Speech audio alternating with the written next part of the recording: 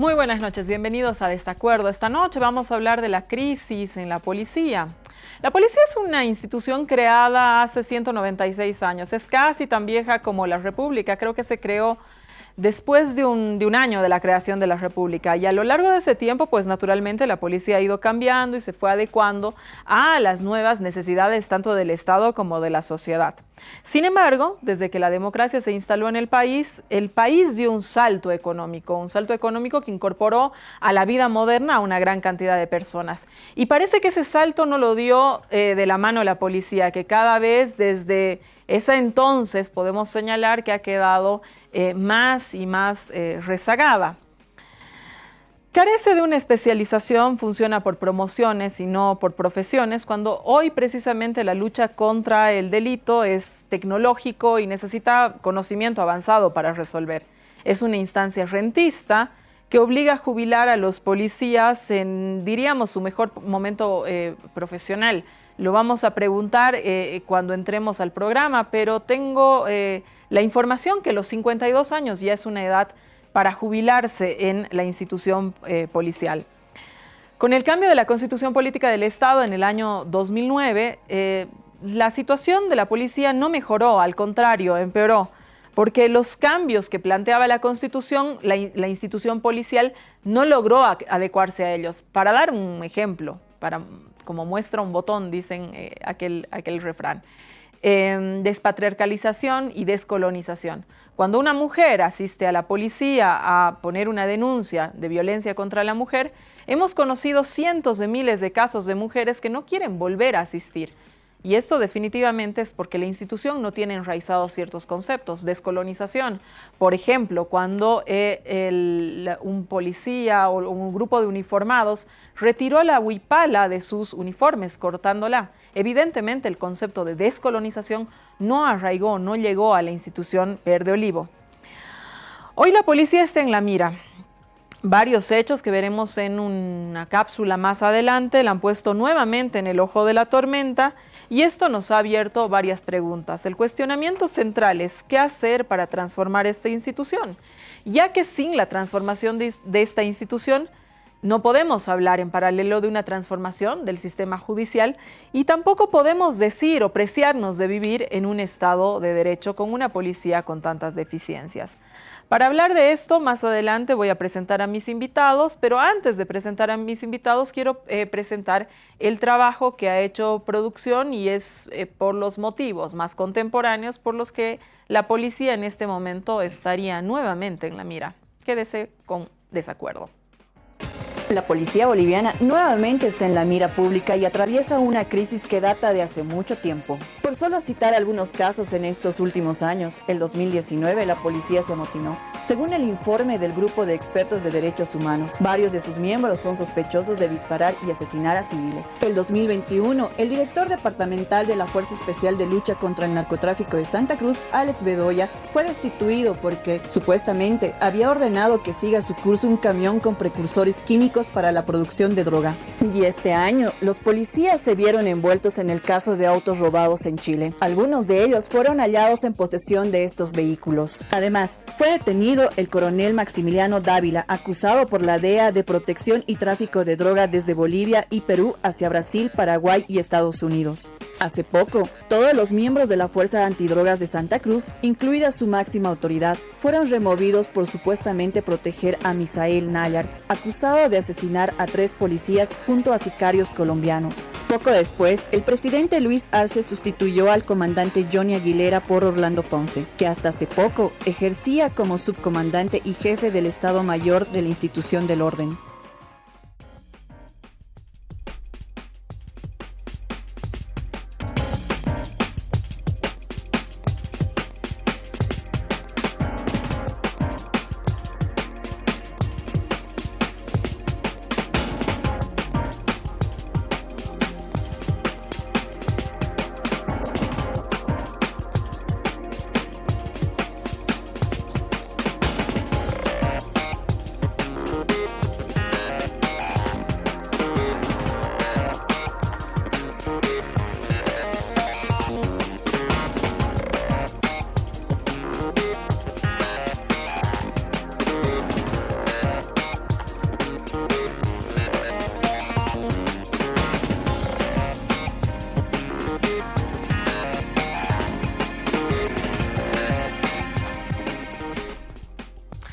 Así presentaba la prensa la crisis institucional que está viviendo la policía por diferentes factores. Esta noche quiero presentar a mis invitados. Voy a saludar a Gabriela Reyes. Gabriela, criminóloga, bienvenida a Desacuerdo. Buenas noches, Susana. Muchas gracias por la invitación y también un saludo a los otros panelistas.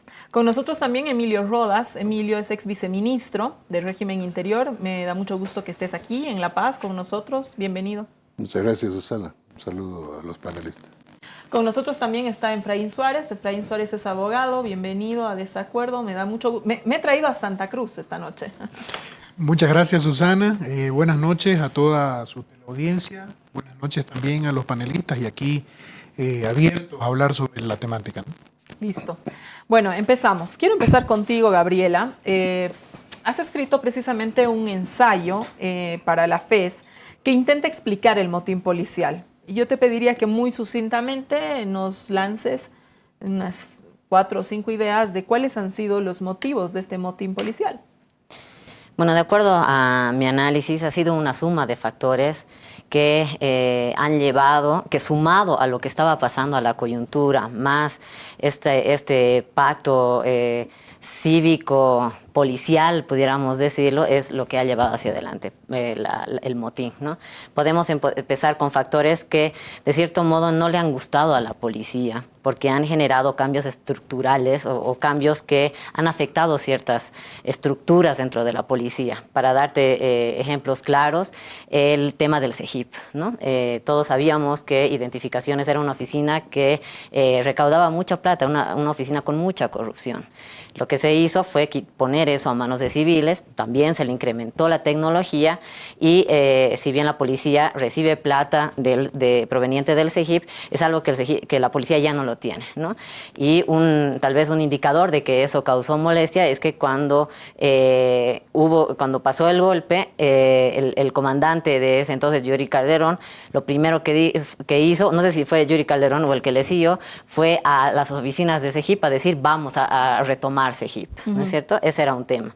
De ahí otro, y por lo cual ha habido un motín policial el 2012, ha sido la ley 101, que es la de régimen disciplinario, que hasta el día de hoy es una tarea pendiente de lo que hay que reformar o cambiar totalmente, porque se ha visto que es bastante burocrática, además que castiga principalmente a los suboficiales, a los subalternos, y no tanto así a los jefes, y que no acelera, es un poco como que repite los problemas que vemos en la justicia ordinaria, se repiten en esta ley porque es muy burocrática.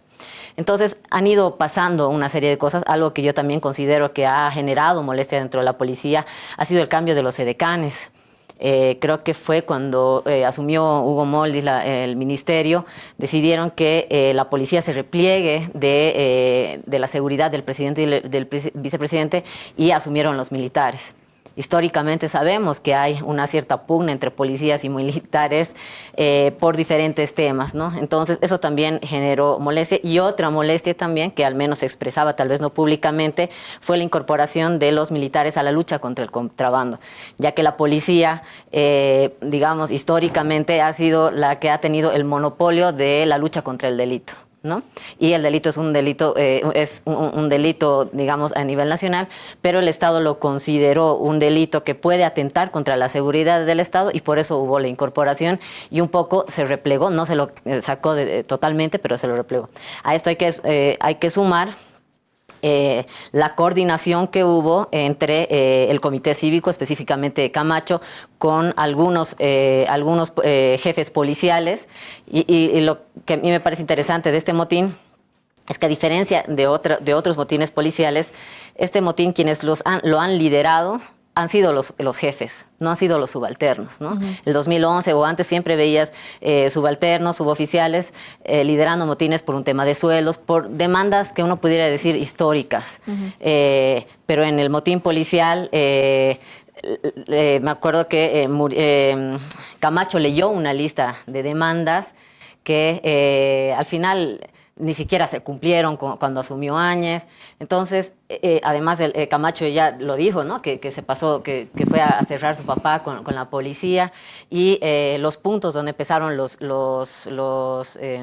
motines estaban vinculados, bueno, con las UTOPS, todo eso, donde quienes han expresado verbalmente su descontento eran oficiales, ¿no? Jefes y oficiales. Ahí nos quedamos, Gabriela. Efraín, a ver, la explicación que nos da Gabriela es muy amplia, ¿no? Y toca varios puntos. Y en cuanto a que la policía es una institución que busca ingresos, busca poder, ¿no? Porque esos ingresos están vinculados a temas de poder, el tema del retiro de Palacio en seguridad evidentemente les daba poder. Los ingresos en el tema de lo del CEGIP, una institución que está de alguna manera politizada, ¿no? Porque en el motín policial se ha visto eso, ¿no? Y la pregunta que te hago es, ¿así son todas las policías? Y la otra pregunta, esto no, en realidad, estos factores no desnaturalizan más bien el trabajo que debería tener la policía. Gracias, Susana. Primero, hacer una aclaración, ¿no? Porque yo vengo desde Santa Cruz y no puedo permitir no hacer la aclaración, ¿no? Gabriela manifestaba que luego del golpe no existió, ¿no? Yo sé que se manejan relatos políticos y en base a esos relatos se quiere cambiar una historia, y esa historia no se va a cambiar porque esa historia la gente la vivió. Como primer punto, primera aclaración, yo sé que no viene al caso, pero bueno, ya que Gabriela lo menciona, es la primera aclaración que quiero hacer. El segundo punto que quiero tocar, yo creo que nos estamos centrando en la policía, que sí, la policía tiene evidentemente sus problemas históricos, la policía tiene también sus problemas actuales, pero toda reforma, yo creo que es la respuesta a una crisis. Y entiendo que para poder dar una respuesta con una reforma, primero se tiene que identificar la crisis, ¿no? Y para poder identificar la crisis hay que conocer la causa y la dimensión del problema que genera esta crisis. Sin esto no podemos, yo creo que generar ningún tipo de propuesta de reforma si no identificamos estas causas, estas dimensiones de la crisis. Y para poder identificarla, necesariamente debemos contar con información, e información oficial, y es lamentablemente lo que no tenemos, ¿no? No tenemos información transparente por parte del gobierno nacional, porque no existe. Hay información que se contrapone una con la otra, se contrapone la información que da el gobierno con la información que genera el partido de gobierno, que es el MAS. Entonces, a partir de esta situación, no podemos identificar la causa del problema que genera la crisis y la dimensión de la crisis. Yo quiero citar de lo que he podido identificar dos hipótesis que tiene el partido de gobierno, Movimiento al Socialismo. ¿Y por qué el partido de gobierno? Porque la oposición no se ha manifestado hasta el momento en ningún tipo de hipótesis, y quiero agarrar estas dos hipótesis del MAS, que una es la generada por Evo Morales y Carlos Romero, que tiene que ver directamente con apuntar a toda la institución policial, que es la policía, diciendo que la policía como institución encubre el narcotráfico, ¿no? La primera hipótesis. Y la segunda hipótesis, o la hipótesis paralela, es la hipótesis del gobierno, que también es parte del partido del MAS, y que el presidente Luis Arce manifiesta que esto se debe a malos policías, malos miembros de la policía, no engloba toda la institución, y también apunta a una parte de la policía, ¿no? A una parte descentralizada, que es la Fuerza Especial de Lucha contra el Narcotráfico. Yo creo que estas dos hipótesis no aguantan una investigación periodística, menos una investigación parlamentaria, una investigación judicial. Y no aguantan porque no tenemos información, y no aguantan también porque hay una pregunta que por lo menos en Santa Cruz nos hacemos. ¿Qué intereses hay de por medio? Y no hablo de intereses políticos, que no se entienda, por favor, de esa manera, porque los intereses políticos son legítimos, las pugnas de poderes políticas son legítimas y son legales. No, aquí no estamos hablando de pugnas de poderes políticos, aquí estamos hablando de pugnas de poderes al margen de la ley. Uh-huh. Y la pregunta que nos hacemos en Santa Cruz, ¿cuál es esa pugna? ¿Qué intereses tiene esa pugna? Pero no podemos respondérnosla porque no hay información oficial, información transparente. Es más, no tenemos la información siquiera de por qué el presidente no pudo posesionar al nuevo comandante nacional de la policía el jueves y tuvo que esperar y tuvo que suspender.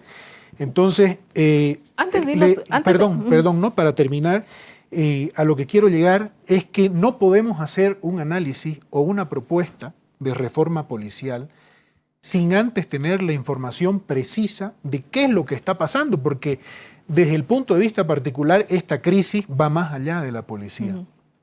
Efraín, a ver, antes y cortito, estabas hablando de unas hipótesis, unas generadas por el MAS, digamos, otras generadas por el gobierno del MAS, y me sorprende que en tu análisis no encontremos una hipótesis de la oposición. ¿Por qué crees que la oposición no se manifiesta ante un tema tan importante?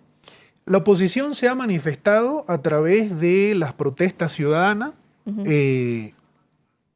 luchando o poniendo en la agenda una lucha ciudadana contra el narcotráfico, que es la marcha que ocurrió el día martes en Santa Cruz, pero no tiene una hipótesis sobre qué es lo que realmente está pasando con el narcotráfico, la policía, el gobierno, el Estado, porque no tenemos información clara. La información clara la debe generar el Estado a través de sus estamentos y sin embargo no la tenemos. Es por eso que también la semana pasada la Gobernación de Santa Cruz propuso un observatorio que ya ha sido criticado por el ministro de Gobierno, que más allá de la discursiva política de unos y otros, es inevitable cuestionar por qué no existe una información clara, una información transparente y fidedigna de lo que está pasando en el país con relación al narcotráfico.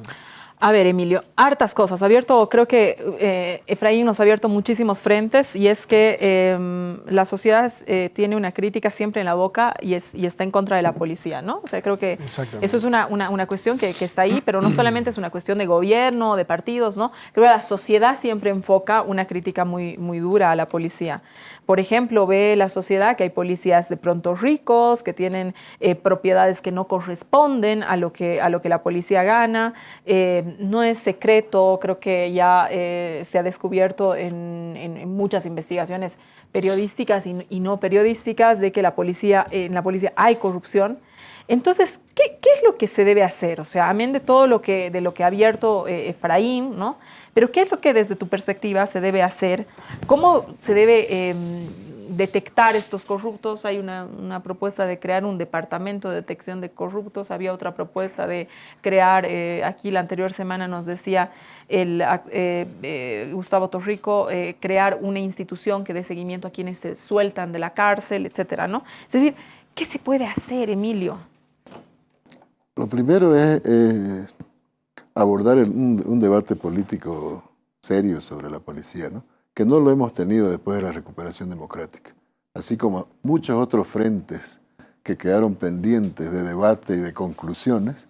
El tema de la policía lo reasumimos el 20 o 18 de octubre, o a los pocos meses en noviembre, lo reasumimos, tomamos decisiones sobre la marcha para darle continuidad, ratificamos una estructura que a la larga era la estructura que participó del golpe de Estado.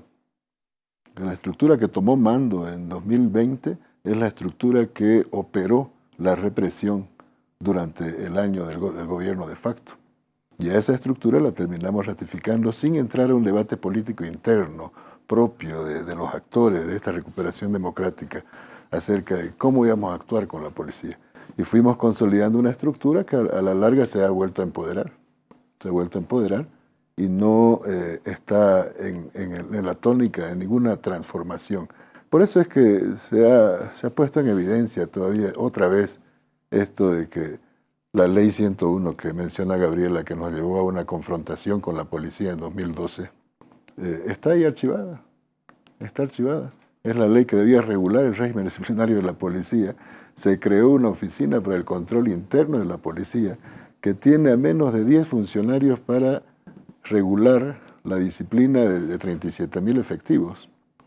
Que tenemos un régimen disciplinario donde los tribunales, la Fiscalía Policial General, los fiscales de departamento, no cumplen, no admiten denuncias, déjanlos en la cuestión previa, que es un recurso que se usa por parte del denunciado. El denunciado interpone un recurso para darle un carácter previo a su investigación y ese carácter previo termina durando 2 o 3 años y nunca la Fiscalía Policial se pronuncia sobre admisión o rechazo de la denuncia y queda en la nebulosa. O sea, este es un régimen disciplinario que no funciona, Y creo que en esta etapa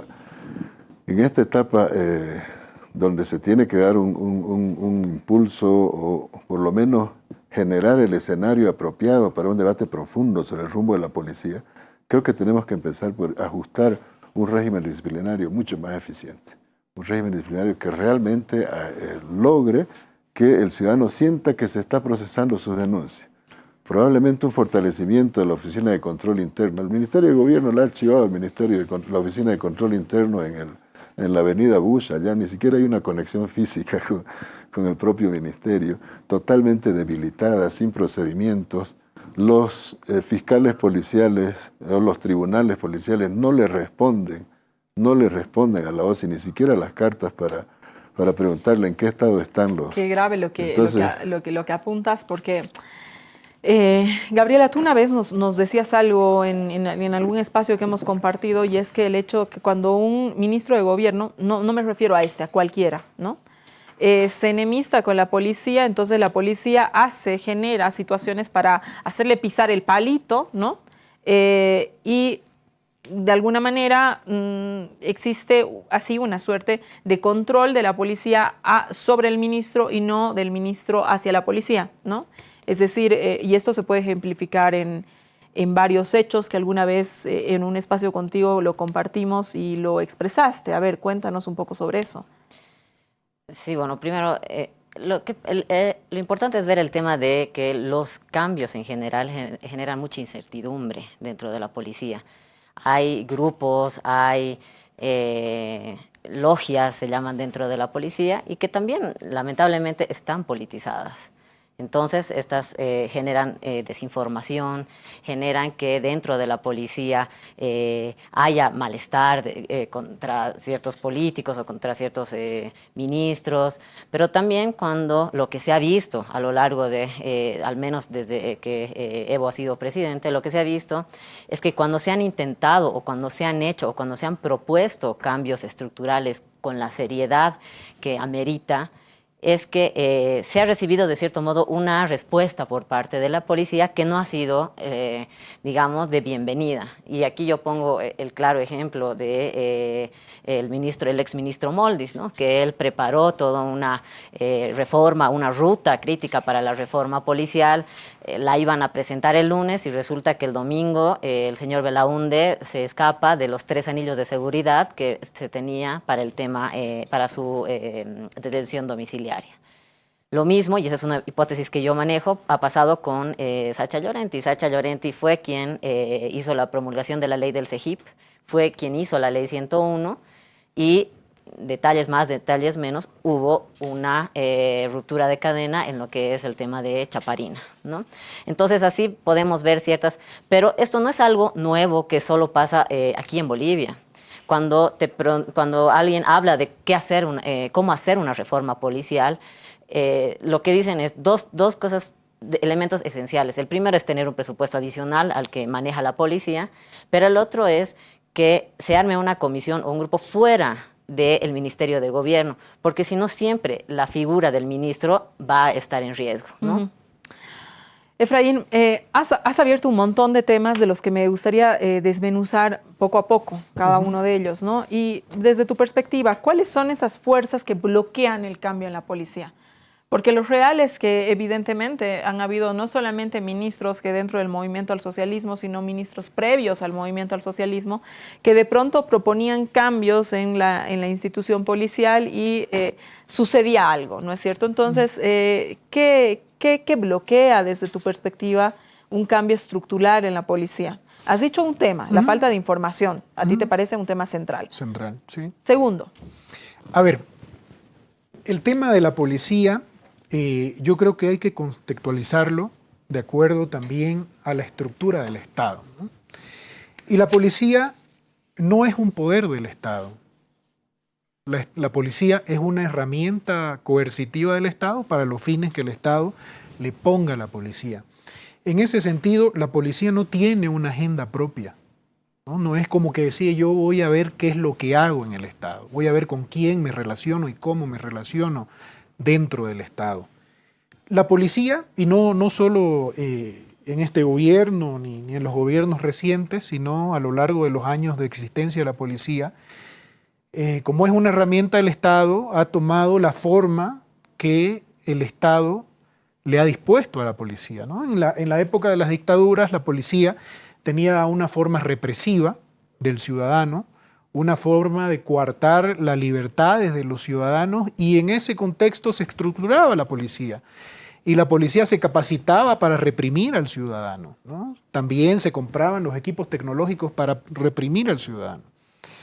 En la década, a mediados de la década del 80, finales del 80 y toda la década del 90, se inició la lucha contra el narcotráfico llevada adelante por el modelo neoliberal, que obviamente tuvo sus oscuros, pero también tuvo sus claros, y dentro de sus claros es que hubo una lucha aparentemente efectiva, ¿no? Se le dio la misión a la policía de que luche contra el narcotráfico.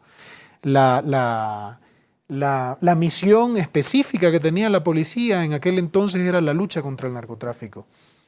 Ahora, ¿qué ha pasado desde el 2005 o desde el 2006 que asume el presidente o el expresidente Evo Morales hasta la fecha? Se le retira a la policía, hablando específicamente del narcotráfico, la posibilidad o la cabeza de luchar contra el narcotráfico, ¿no? Y se suma a la sociedad civil a través del control social de los mismos cocaleros del Chapare para luchar contra la producción excedentaria de la hoja de coca. Pero aquí, ante los ojos de la sociedad, hay una situación que en un país que yo llamo, si fuera un poco más serio, el país no se daría, que es el tema de la dualidad de funciones del presidente o del expresidente Evo Morales, ¿no? Porque inicia su gestión siendo presidente, y como lo es hasta el momento, o estando a la cabeza de las 6 federaciones de cocaleros del Chapare, pero también es presidente de la República en aquel entonces, y ahora Estado plurinacional. Entonces, vemos ahí una dicotomía en esta situación, porque no es desconocido para nadie que la coca del Chapare, una parte de la coca del Chapare, es materia prima del narcotráfico. Emilio, ahí quédate, Efraín, un ratito. Emilio, creo que ha entrado Efraín a un punto central, que es la preocupación ahora presente, ¿no? Que es el tema del narcotráfico, que en este momento además es un tema recurrente y es parte de la agenda mediática dominante, ¿no es cierto? ¿Hay salida? ¿No hay salida? Efraín nos plantea que existe una dualidad ahí en el tema del control social, está ejecutado por quienes, entre comillas, deberían ser controlados, ¿no es cierto? Entonces, ¿hay salida? ¿No hay salida? Yo creo que en el tema de narcotráfico hay que equilibrar o comparar el impacto mediático de las noticias que salen a diario sobre vínculos de la policía o de algunos policías, con la estadística también, ¿no? Y la estadística en narcotráfico, la estadística corroborada por organismos internacionales no está mal, lo cual no quiere decir que no tengamos el problema, ¿no? Tenemos coca excedentaria y tenemos coca que se está yendo al narcotráfico. Lo que no hemos podido establecer ahí es, desde la FELCN, poder blindar el territorio para el tema del acceso a los precursores, ¿no? Porque ese es el problema central. Yo diría, les decía a varios compañeros de Santa Cruz, controlemos precursores y la coca se va a devaluar, pues no, nadie va a querer sembrar coca y no lo estamos haciendo. Y hay poco, no es, yo diría, un error conceptual de la política antidrogas, sino estar concentrándonos más persiguiendo a narcotraficantes para quitarles 500 kilos de coca que estar yendo a trabajar un esquema más eficiente. En eso creo que... ¿Qué no se controla en las fronteras? ¿Tiene que ver esto algo con los militares? ¿Qué pasa? deberíamos tener un territorio más controlado, ¿no? Casi todos, o sea, los que por lo menos tenemos cierta información de esto, entendemos que estamos entrando, que el precursor principalmente está entrando por la frontera sur, ¿no? Por la gran extensión de la frontera con Paraguay. Y lo sabemos lo que, ¿cómo se llama? Por intuición, por intuición, porque los pocos precursores que agarras en el país, si vos haces una medición de noticias, casi nunca vas a encontrar noticias de se tomó un cargamento de precursores. Se tomaron cierto cargamento de cocaína, pasta base, pero precursores no, y se sabe que hay. Entonces tenemos que, en la zona sur, en la frontera sur, eso es lo que tenemos que tener claro, poder blindar el territorio, pero corresponde a poder priorizar de manera más eficiente el esfuerzo estatal en esto. Si lo tenemos que hacer con Fuerzas Armadas, hay que hacerlo con Fuerzas Armadas. Tenemos todo un despliegue de Fuerzas Armadas en la frontera sur que están siendo perforadas, porque tenemos una línea de fortines en la frontera sur que ha quedado de la guerra del Chaco y que tenemos presencia militar en la zona, pero parece que no está fluyendo información, policía, Fuerzas Armadas, y eso es una debilidad en la estrategia. Ese es un tema que hay que trabajar. Quédate ahí, por favor, Emilio. Me tengo que ir a un corte. Volvemos con Desacuerdo. Quédese con nosotros. Volvemos esta noche en Desacuerdo. Estamos hablando de la crisis policial, un interesantísimo programa. Estoy con Efraín Suárez, con Gabriela Reyes y con Emilio Rodas. Gabriela, se observa que el Ministerio de Gobierno se halla también bajo una presión mediática, ¿no? Insistimos mucho en que se encuentren a culpables. Generalmente los casos que tienen implicaciones políticas tienen muchísima prensa a diferencia de los otros, ¿no? De pronto salen incluso noticias en los propios medios que no están verificadas, ¿no? Precisamente porque hacen un todo que tiene que ver con la venta también de información, ¿no es cierto?, que generalmente está vinculada con temas políticos. ¿No crees que de manera voluntaria o involuntaria los medios algunas plataformas digitales, por ejemplo, contribuyen también a una crisis institucional porque someten de alguna forma a la policía a una presión mediática? Susana, primero quería hacer unas aclaraciones en el tema de Efraín, porque creo que corresponde. Yo he sido directora del Observatorio Boliviano de Seguridad Ciudadana y Lucha contra las Drogas en los últimos 2 años. Paré durante el periodo del golpe, Yanine Áñez, hasta febrero. Y los datos, digamos, por ejemplo, nosotros por compromiso, el gobierno, digamos, por compromiso con la Unión Europea, tiene publicados los datos detallados de la Felken hasta el 2021, año por año, departamento por departamento, incautaciones, laboratorios, pistas, todo lo que encuentra está disponible en la página web. También se han hecho 3 estudios que están de consumo que están disponibles en la página web. Toda la información sobre el tema delictivo es a solicitud de las instancias. Hasta febrero, que yo he estado ahí los últimos 2 años, sin contar el 2020, la gobernación, por ejemplo, nunca ha solicitado datos. La gobernación de Santa Cruz, nunca. Sin embargo, la gobernación de La Paz, la alcaldía de La Paz, todas las entidades, las ETAs, constantemente, periódicamente van pidiendo datos porque ellos mismos se evalúan, ¿no? Entonces, tal vez esa es una recomendación que seguro que si piden al observatorio van a tener acceso a esa información. Segundo, pienso que en el tema de la policía y en el tema del narcotráfico, politizar es lo peor que se puede hacer. Y yo lo digo de los 2 lados, ¿no? He visto que se está tratando de enfocar en que es culpa del Evo, o que el narcotráfico es familiar de un periodista, o que es familiar del otro.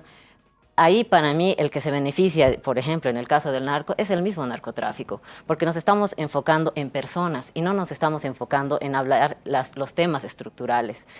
Decían, falta información, pero hay cosas que nosotros sabemos. Sabemos que la crisis de la policía es un tema estructural, es una herencia. Sabemos que los destinos responden mucho al tema discrecional. Sabemos, tú misma has dicho, no hay especialidad.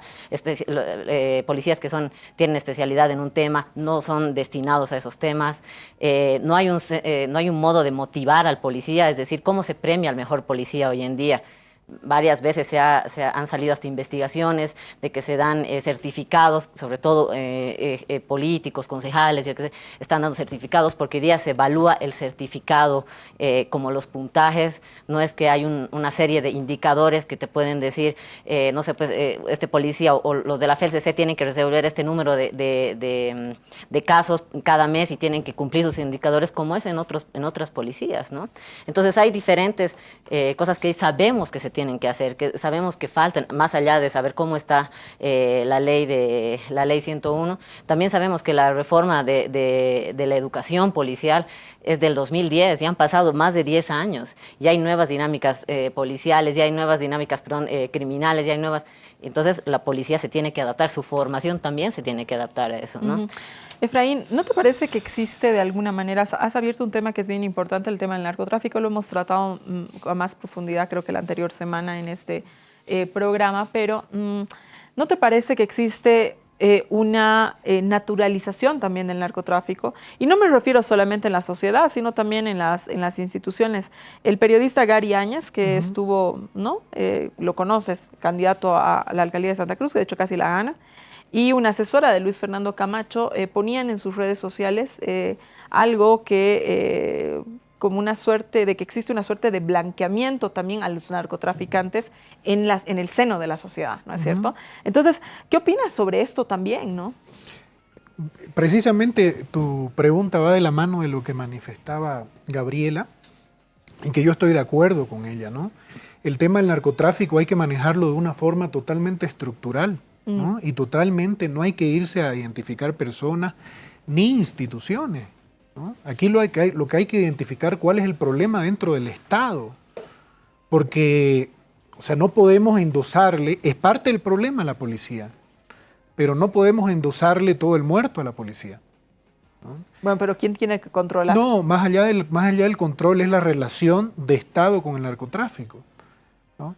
El Estado ha tenido relación con el narcotráfico durante muchos años, pero ¿cómo es esa relación? ¿De lucha contra el narcotráfico, de hacerse de la vista gorda con el narcotráfico o de contubernio con el narcotráfico, ¿no? Entonces eso es algo que se tiene que identificar dentro del Estado. ¿Y por qué digo de forma estructural en todo el Estado? Porque los hechos así lo muestran. No es solamente que la policía ha tenido acciones de encubrimiento hacia el narcotráfico. Si ustedes se fijan y rememoran en los archivos, obviamente, de los medios de prensa, van a poder ver que autoridades políticas, autoridades municipales, autoridades de gobernaciones han tenido relación con el narcotráfico. 3 alcaldes, el de Chacarilla, el alcalde de Guarnes, que era Mario Cronenberg cuando era alcalde de Guarnes, fue investigado por nexos con el narcotráfico y la misma fiscalía identificó que recibió un cheque de parte de un narcotraficante que estaba siendo buscado en Bolivia y que posteriormente ese narcotraficante fue apresado en Paraguay con droga. ¿Y qué es lo que pasa con Mario Cronenberg? Zafa de este proceso y luego es candidato a la gobernación de Santa Cruz y luego es nombrado embajador en Paraguay, precisamente donde está apresado el narcotraficante que tenía nexos con él. Pero más allá de esa particularidad, estamos viendo que a todo nivel del Estado hay relación con el narcotráfico.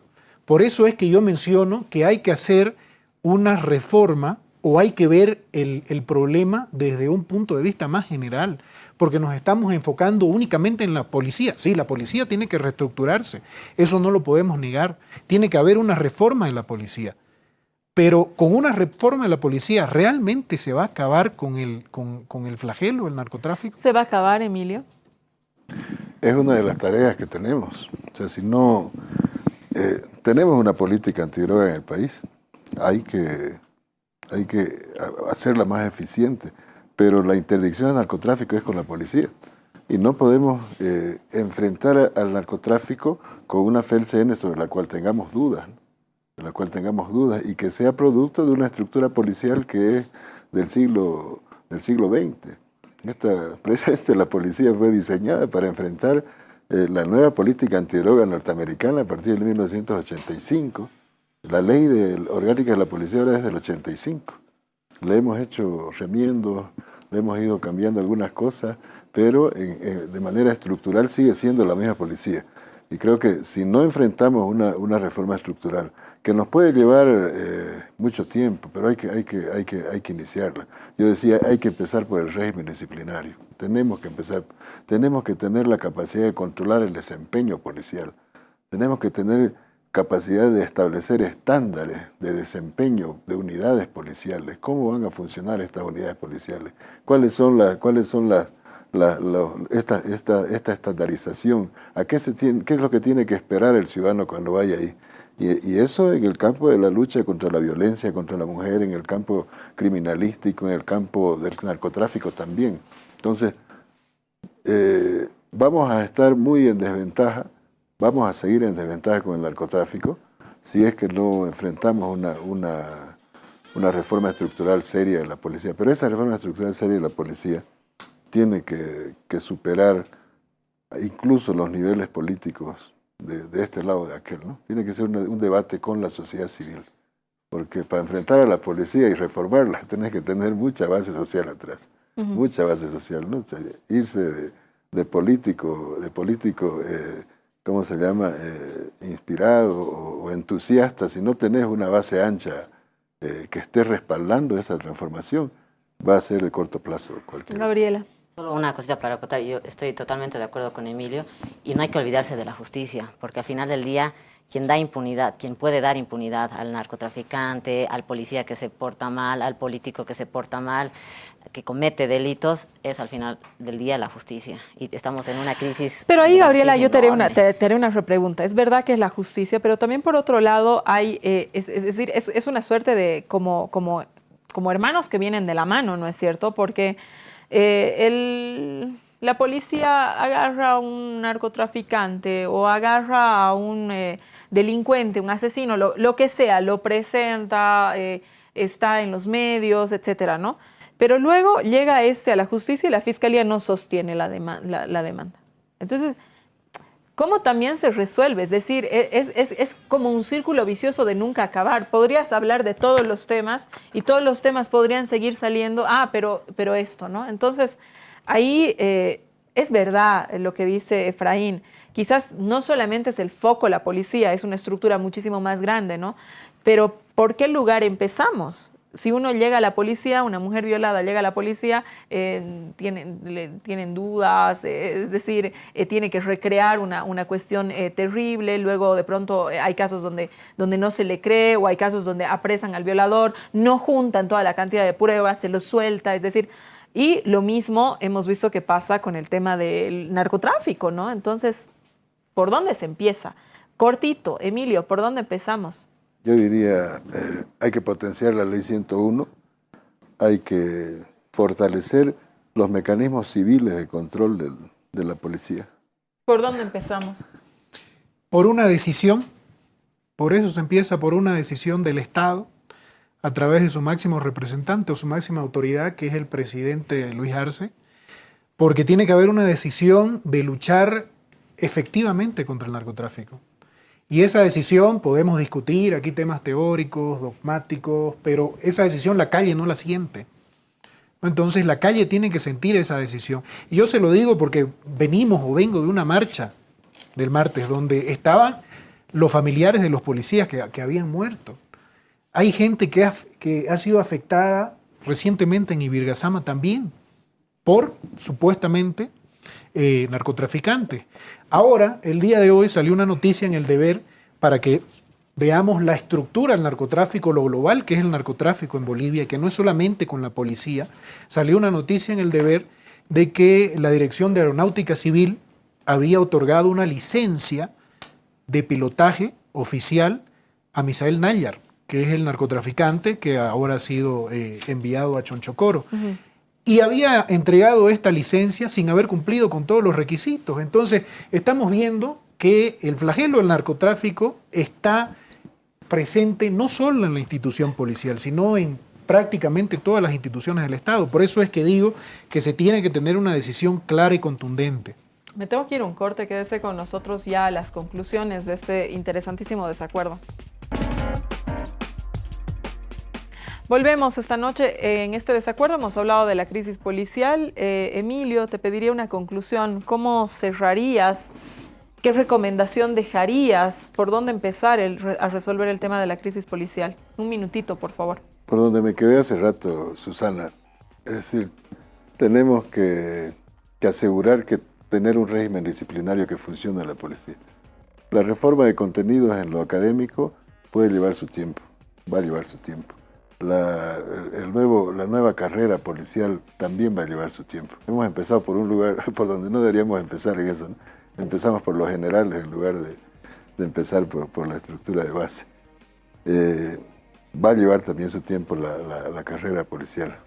Pero en este caso, en el momento de actual crisis, y creo que el coronel Ponce o el general Ponce lo ha planteado, ¿no?, en su discurso, decía, hay que fortalecer el régimen disciplinario.